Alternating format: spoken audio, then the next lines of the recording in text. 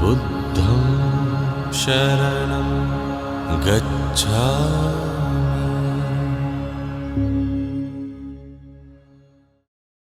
Yes, now straight away I will go to my paper. This is actually a random survey of archaeological research as far as Buddhist sites and monuments are concerned for the past 222 years.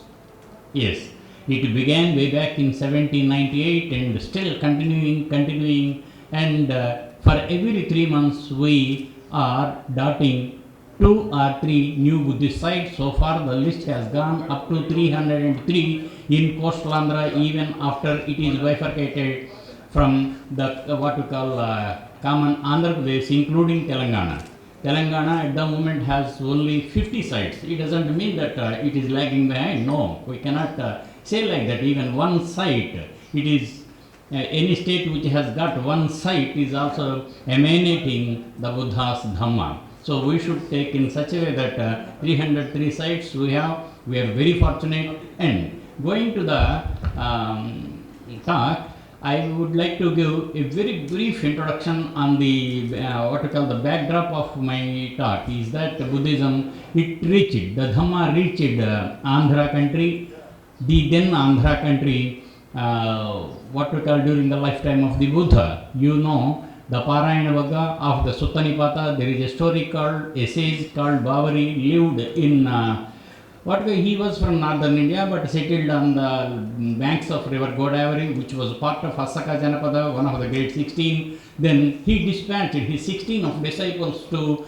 Lord Buddha, who was at Rajagiri, and they really heard many number of his discourses and came back to Asaka country, then gave all the discourses again. They revealed what happened there in Rajagriha. Then Bavari, he himself converted into Buddhism. That is the story that is during lifetime of his Buddha. On the other hand, we have also references in Buddhist literature that during the lifetime, there are 2 colonies in Rajagiri and Nalanda, that Andhakavinda and Andhakavana, wherein people from Andhra country were already there to receive the Dhamma of the Buddha. That was a literary reference.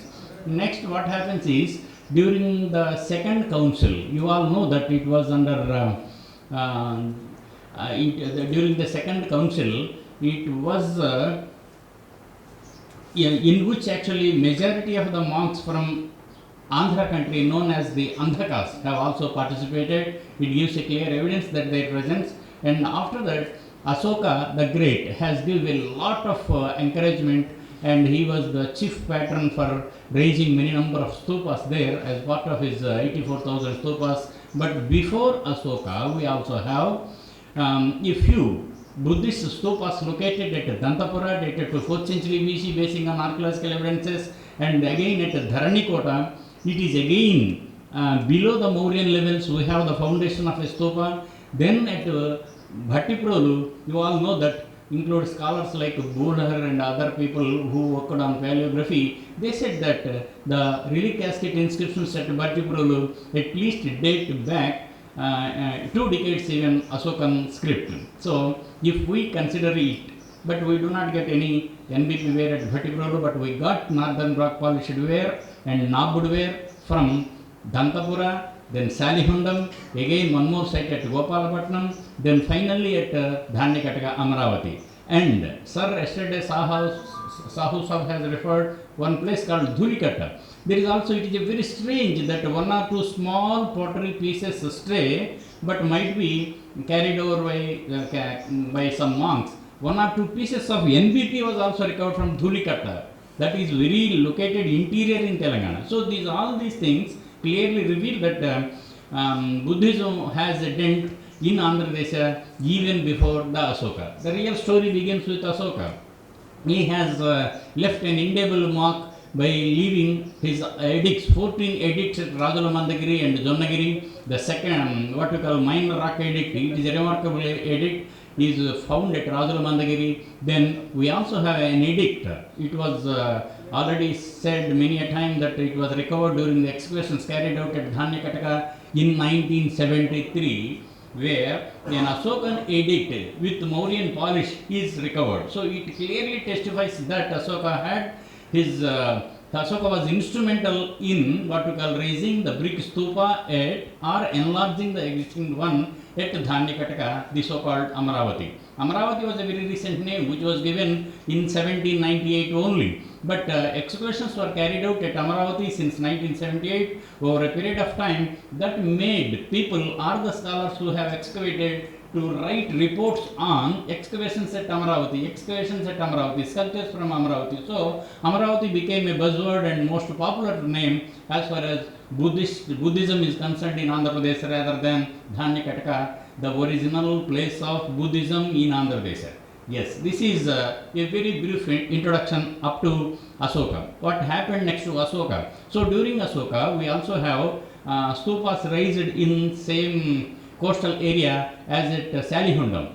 In Salihundam, we recovered a labeled inscription on a pot shed that it reads that Rano Asoka Sirino. It is in 2nd century AD characters, but some people say, or the excavator Mr. R. Subramaniam, he said that it is actually bringing back the memory. Somebody wanted to reckon the history of its construction, none other than by Raja Asoka. So that was a clear-cut evidence.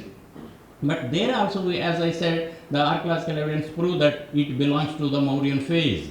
So many such archaeological evidences are there. One more is there with the Brahmi inscription at Malekonda. It is a cave site at Malekonda. We have got a small inscription on the cliff of the cave in Mauryan characters, particularly 3rd century BC. Based on the paleography, I.K. Sharma has dated it to 3rd century BC of the Mauryan phase. So many such examples are also there. Then next what happened? Yes, the trend continued. There was a dynasty in between, the interregnum between the Mauryas and the Satavahanas. We have a phase called Sadas, Sada dynasty.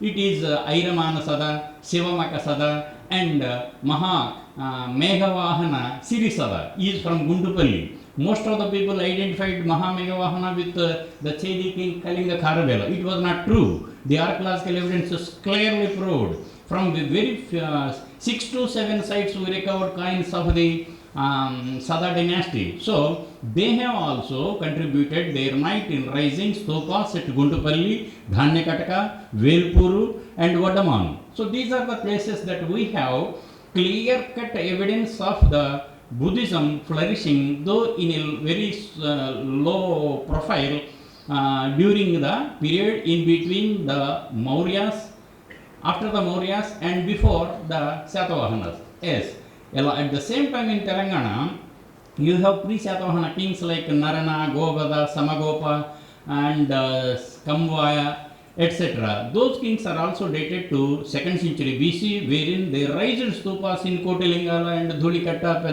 Pedabangur was not a Buddhist site, so like that. So this is a phase. After that, what happened? A serious what we call spurt of construction of stupas, chaityas and raising aramas in very good number throughout the coast was both on hills and on plains, and a few caves were also excavated for the rainy retreat of the holy Buddhist Sangha started on a very large scale. It doesn't mean that only royalty has come forward, but many number of community. Yesterday Sahu sir has said that he listed out all the people who were mentioned in Amaravati inscriptions. There are more than 224 inscriptions in Amaravati, though most of them are labels, but we could glean that dana donated by various sections of people, mostly officials, then the professional groups or guilds, whatever it may be. There are clear cut references. I am not going to reveal because it takes a lot of time. And only two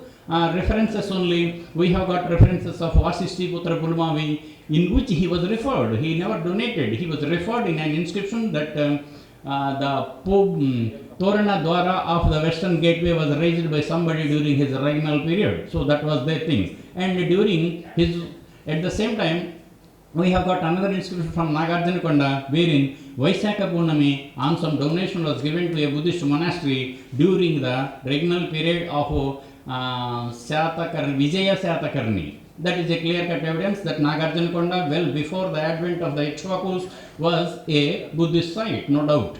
And the association of Acharya Nagarjuna with Nagarjunakonda or Dhanyakatka could well be established in the forthcoming slides. So this is the phase of Satavahana period. More than 150 Buddhist sites came up during this particular period, that is 50 BC to 225 AD.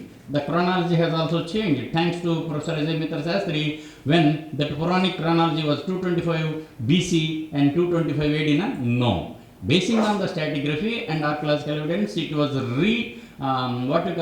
chronology was reframed. It began with 50 BC and ended with 225 AD. So that is as far as the Satavahanas are concerned. What happened after Satavahanas?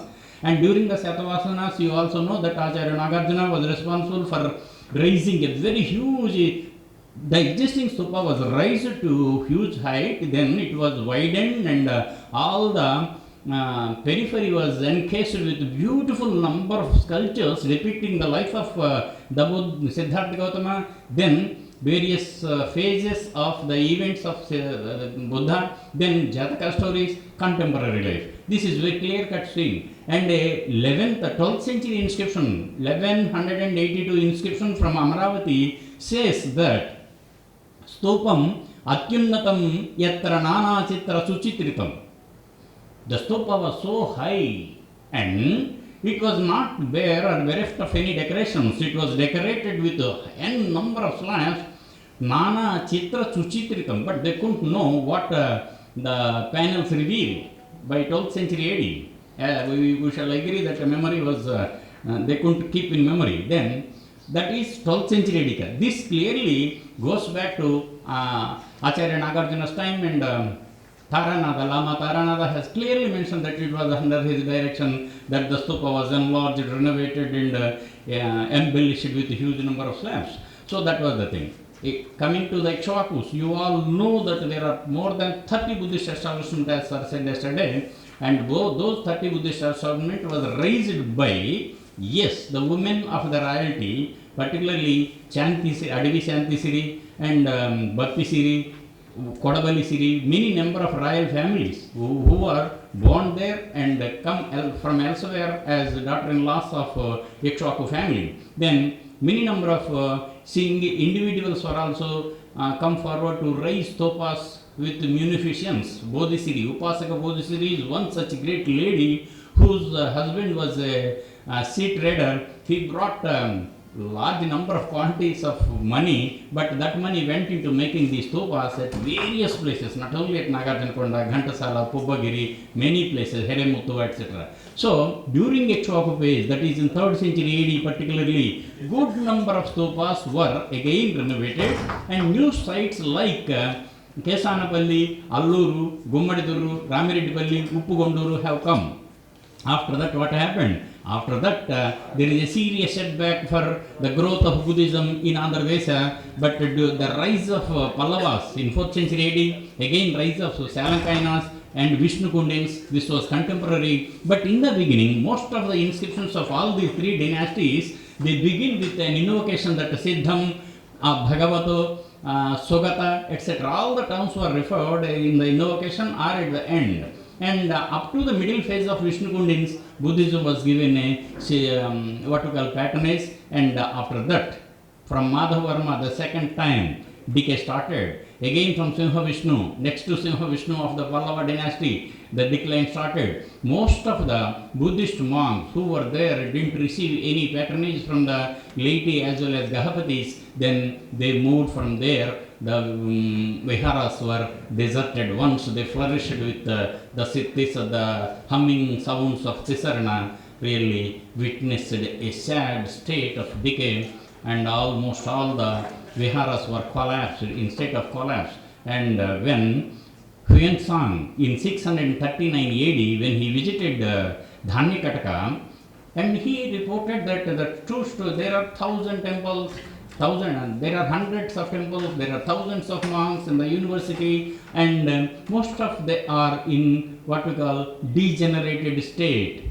So it was the state of the fact that nobody has come forward to give some donations, etc., because of the ascendancy of the Brahminical faith on a very larger scale, and they could get a royal patronage, huge number of grants for single individuals as well as the total Brahmin community as Brahmapuris, Agraharas, etc. Then again what happened was a new lease of life was given during the Mahayana phase in Andhra with what we call the writings of Acharya Nagarjuna, Aryadeva, followed by Bhava Viveka, Buddha Palita, and again at the same time when Mahayanism was on a very high pedestal in 4th, 5th centuries AD, and Theravada was also given support. For example, Buddha Ghosha, who hails also from Dhanyakataka region, you all know that he composed that, he wrote that Visuddhimagga and translated all Tripitakas into Sinhalese. Then he also wrote commentaries on Attakathas, or so-called the Andhaka Attakasas, etc. So, both simultaneously Mahayanism and again Theravada were flourishing. At the same time, new lease of life for the decaying Buddhism was given with the advent of the Vajrayana phase of Buddhism. According to A.K. Warder and some other South Indian scholars, Vajrayana has originated at again Dhanyakataka, and Sri Lanka's, Tibetans' Manjusri Molakalpa clearly mentions that the Buddha himself said the wheel of Dhamma for the third time, that is Kala Chakra Molatantra was expounded by the Buddha himself at Dhanyakataka. It was a literary reference. Henceforth, His Holiness the Dalai Lama has convened Kala Chakra Mahasammelan in 2006 just to cherish the memory of the visit of Buddha. It was not true, but according to the tradition. So that is the phase. But during the excavations in 1960s, what happened was a good number of Vajrayana sculptures were recovered from around the Mahachaitya at Dhanyakataka. That really gave a wonderful information for reconstructing the history of the Buddhism in Andhra. At the same time, we also have got Vajrayana Buddhist sculptures and panels from Guntupalli. There is a bronze image dated to 9th to 10th century AD of Avalokiteswara, on which it was written that yesterday Subramaniam has presented a paper on which Asaji has given who is your Guru. When Sariputta asked, he says that he is my Guru in his own word, that Ye Dhamma Hetu Prabhava, that creed is written clearly on the panel. Such similar dharanis and creed formulae were recovered in hundreds of numbers at Sankaram, clearly denoting that it was it witnessed all the three phases of the Buddhism. Then finally we can end up with very big and life-size images of the Vajrayana phase like Marichi, Avalokiteswara, Akshobhya and Dhyani Buddhas at Salihundam now, which are stationed in the local museum. So this is the case wherein I wanted to give a very quick glance of the progress of Buddhism in Andhra Pradesh with special reference to a few sites. Then the last reference before we lose the memory on the continuity of Buddhism in Andhra, 1344 AD inscription from Gadaladenia in Sri Lanka. It was published in Epigraphia Jelenica. Then it clearly mentions that a monk, a Stavira monk called Dharmakirti, he visits from Sri Lanka. When he visited Dhanyakataka, the state of affairs was very sad. Most of the temples were in ruins and grass was grown. The two-storied house he only renovated, which was again mentioned by Huyan Sangha. So he renovated that stupa, which says that at least there was a reference for Buddhism to be in existence by 1344 AD. After that, in literary references there in 16th century, one work, Prabodha Chandrodayam, is a work written by Ketana in which it mentions that some Buddhist monks were passing by. That is the only stray reference that Buddhism was referred. After that, for next 400 years, there is no reference. Now, we are coming to again what we call getting our memory back through the advent of what we call excavations or investigations of archaeologists. Then I can say that all the three phases, one is Theravada Buddhism, it was a very strong hold, and then Mahayana Buddhism, really it emanated and again gave what we call new impetus to Buddhism in the name of thinking Buddha as a Lokotara and creating beautiful number of sculptures of the Buddha both on stone and bronze. So I cannot go into details of the whole arena of Mahayana Buddhism at this juncture. Now I will go to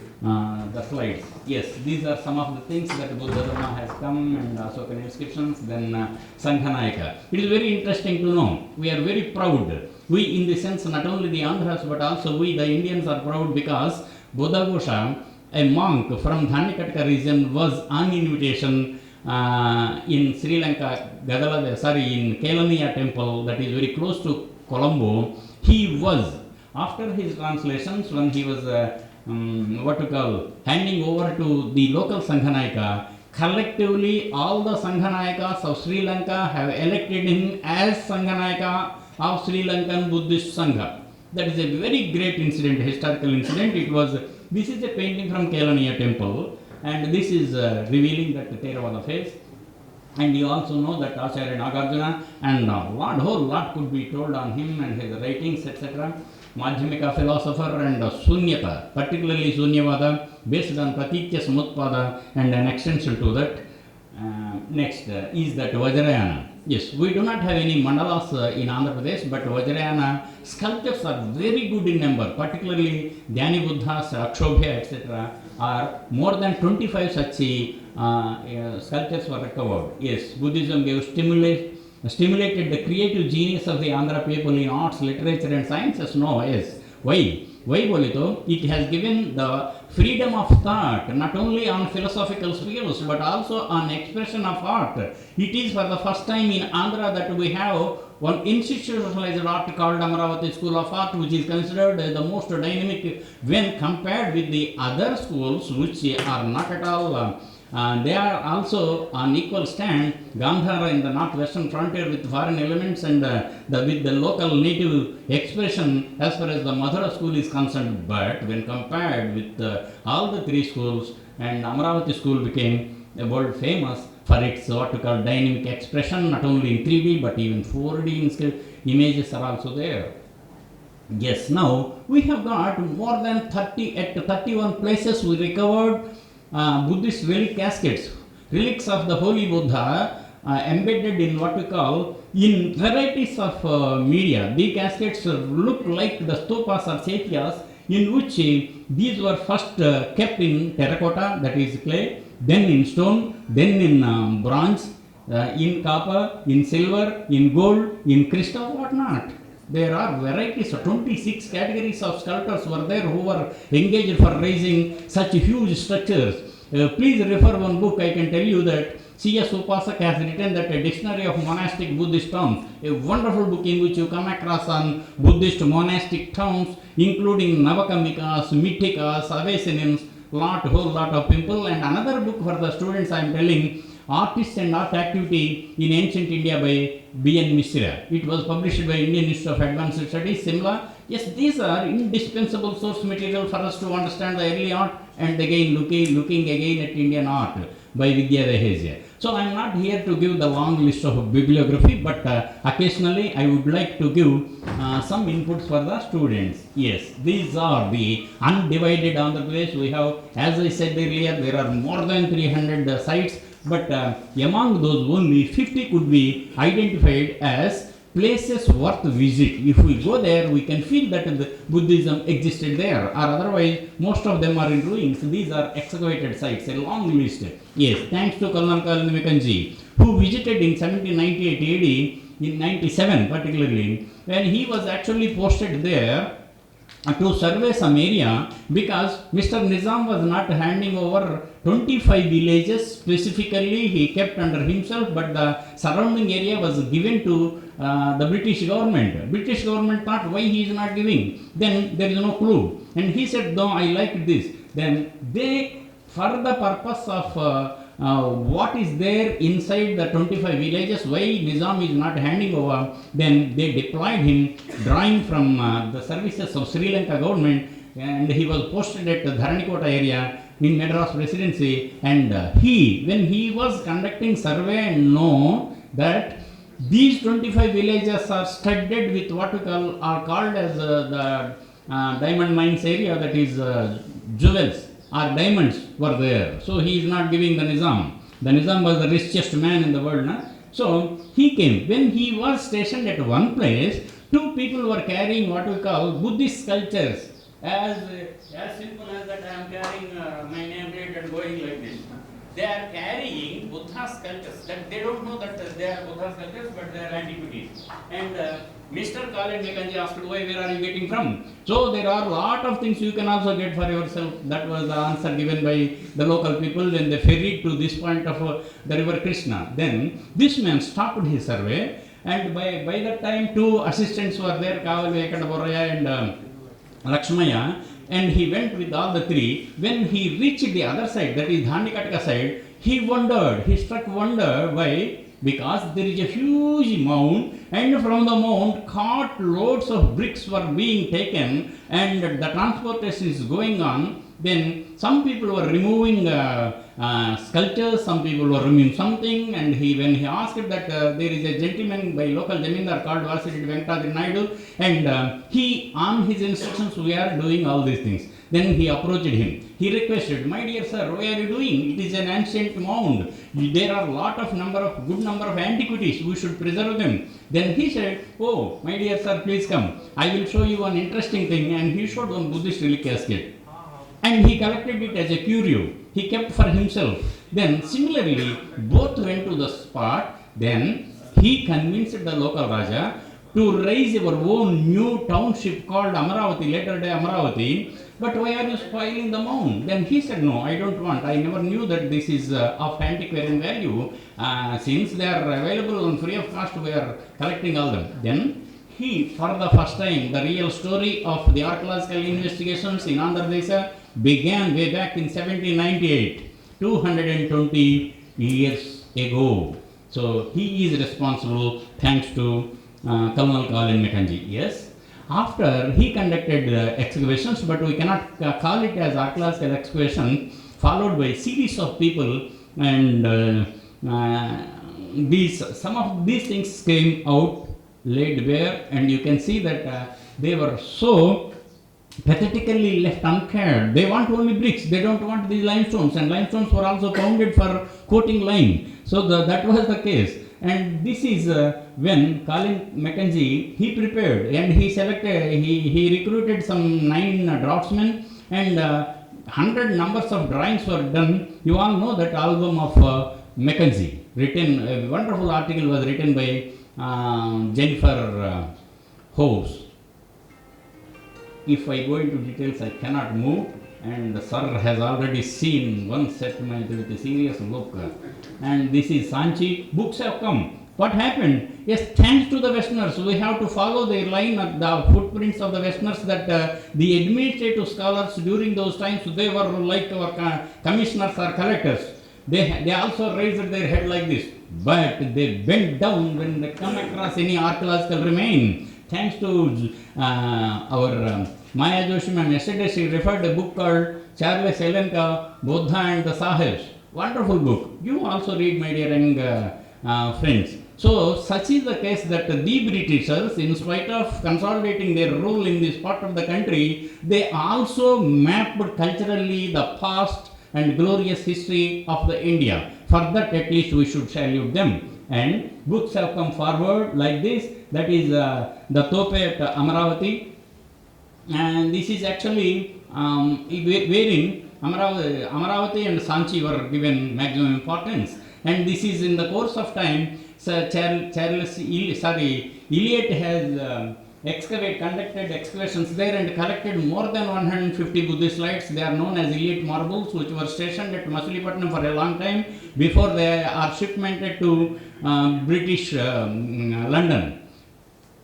Yes, this is Amaravati Stupa. But yes, he himself really being what we call an interesting personality. He has also showed a lot of interesting documenting things what is there on Amaravati so far happened. Up to that point of time, he published a book on notes on Amaravati Stupa. It was published in 1882, followed by what we call Buddhist Stupas of Amaravati and Jagaipeta by Burgess. Here he written another book also, wonderful book. And this is South Indian Buddhist Antiquities by Alexander Ray. It is in 1894. This is very interesting, wherein he not only surveyed, conducted many explorations in and around Amaravati, Bhattiprolu and other areas. But by the time what happened, one Mr. Boswell was the then collector of Guntur district 1817. He noticed that some people, while they were digging for a canal, they recovered Buddhist panels, and it came to his notice. The collector himself rushed to the spot, noted, oh, these are not the ordinary things, these lime marbles are antiquarian value. He issued a GO that such things could never be taken by the local people. Please report, it is your duty to report. We are here to take care of them. So since then, Bhattiprolu. You all know that Bhattiprolu was excavated by Alexander Ray, followed by even Boswell has Boswell, Ray, then Dr. R. Subramaniam in 1972, and after that also renovations were done. Do you know, for the first time in entire Indian context, the biggest so far discovered relic casket is from Bhattiprolu. You can see in this corner the huge relic casket inscriptions. It is very famous, but it is now in Chennai Museum, in Government Museum, Chennai. And yes, next one is Kodavalli. Kodavalli was, and I am giving glimpses of the discovery over a period of time, that Ferguson's tree and serpent worship also came. Then after that what happened was they were Amaravati Stupa, after that many number of sites were there, and Kodavalli is a site which is along the coast of very near to Visakhapatnam. And some people said that there are some. So most of the people noticed by the cowheads etc. they reported. And next followed by Sankharam. It is a very huge site and located on the hill and on the plains. The site is located on the Salia sect are there. There are many 18 sects are there. Among the 18 Buddhist sects, 11 sects flourished in Andhra Pradesh. And Purva Saila, Apara Saila, you all know, and Purva Mahavanasela, Mahavanasela was also there. And these are known as, do you know, the second slide, bottom slide, most of the stupas are votive in nature and they are considered as lingalu, Sivalingas. And for Sivaratri, there is a huge fair happening in the name of Sivaratri. People go there, have sleepless night for Siva. And we bring awareness, my dear fellows, this is not Sivalinga, this is a Stupa Balita. No, don't tell all those things we have doing since 2000 years. And this is a very huge arama on the top itself. They cleared the thing, and you can notice an arama, a shrine on the top, a chaitya is there. On the front side all around a huge this thing, and this is a cave structure on Uchi, and it flourished, it witnessed all the three, Theravada, Mahayana and Vajrayana number of sculptures are there. There is again a stupa, a natural outcrop was fashioned into a stupa by raising the outer rim of the stupa with bricks and brick plastering of 2000 years. You can also see that is the value and ethos of our bygone era. We have to thank them. And the modern construction these are the stupas, and this is Ramatirtha. And what I wanted really, I have told sir, only for the benefit of the youngsters, kindly grant me 2 minutes, because Buddha is more compassionate. Anukampa.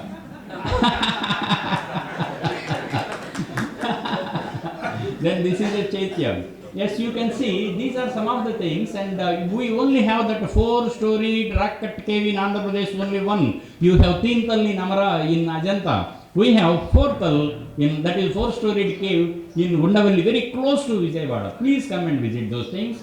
Sorry, repeated. Sorry. Why it is repeating? Yes, this is again 3rd century BC Buddhist rock-cut caves on par with Lomashi Rishi and Sodhama cave, or in little next 10 years later. We don't want to take the unequal parallels with this thing, but the same old fashion of excavating the rock 3rd century BC. This is what we call of Satavahana times, the Stupa Chaitya in full shape. And you can also see and compare with the northern example. And Salihunam, where I said Rano Asoka Sirino inscription was recovered, very beautifully located. If you go there, you don't tend to come back and you want to take the robes of the Buddhist monks and stay there lifetime. Such is the place which offers tranquility and peace of mind. And these are some of the structures built over a period of time. I am not going to the details. And this is Ghantasala. These two are in Musaigeme, that is in Paris. Ghantasala is a very wonderful site. Thanks to A.R. Saraswati who discovered that Amaravati site, Alluru. After over a period of time, all these have come year by year, except telling the name, reading the names I cannot do. In 29 Ashokan inscriptions were discovered by one Bengali called A. Ghosh. Thanks to him, he is a geologist. And yes, we now got that Goli, which was very famous Vesantar Jataka. It is carved on one panel, and the entire story is there. It is now in Madras Museum, Chennai. And again, can you notice, way back in 1938, the state of affairs at the Mahachaitya at Dhanyakataka, where Jina Dhatu was there. Yes, you can also see that, yes, by 1942, C. Sivaramurthy has written a book called Amravati Sculpture in Government Museum, Madras, wherein all the components of the stupa were in detail categorically described and analyzed in the light of the socio-economic aspects. These are some of the Buddhist, what you call medallions carved. No details. Sorry, sir. Yes, this is again Nagarjunakonda in course of excavation. And yes, we recovered, as I said, that 31 places we recovered. This is Kotturu. This Kotturu is very important. Giri Kotturu, which was mentioned by Samudragupta in his Allahabad Prasasti. Yes, again, the relic casket, how it was recovered. And many number of Vajrayana Buddhist sculptures, Akshobhya, recovered from Vaikuntapuram way back in long ago. Kalingapatnam was the seat where from what we call Sanghamitra Mahatera supposed to have been left for Sri Lanka. But I don't think so. But they say, they mentioned it from Kalinganagara. And these are some of the sculptures and relic caskets of the Vajrayana phase recovered from Amaravati in 65. Yes, and this is the current state of Mahachaitya. If you go there, I tell long, but you go there, you will disappoint. Then this is again Nagarjunakonda excavations in between 54 and 60. Yes, closing, only 2 slides are there. The slides are what you call multiplying, sir, automatically.